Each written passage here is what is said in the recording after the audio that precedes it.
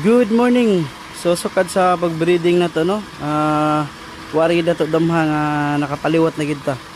So wala ta kay baw nga sa paghinlo na to diri sa tuwang concrete pond. So mao ni atong gibutang nga sa tuwang breeding nga tilapia no. So diri na to sila gibutang since pag December katapusan. So wara gid na to damha nga nakasimilya na day sila. Ug wala ta maghinlo sa tuwang pond. So grabe nam gud pud niya ang kuha nagtubig. Kita ka bantay nga na day siya similya. So ipakita na ko diri ang similya nga nakuha na ko. So mo ni sila. Lindot ni siya nga similya kay dili ni siya inbreed. Dali namatay do ka buok. So nice kay no kay naka kuha na gagato ang tilapia.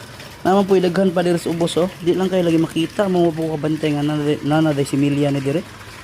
So paminaw na ko murag mga 2 days pa siguro ni sila napusa. Gagmay man magaya. Fry pa man sila. Sila pa siya matawag fingerlings. So at least na lang no.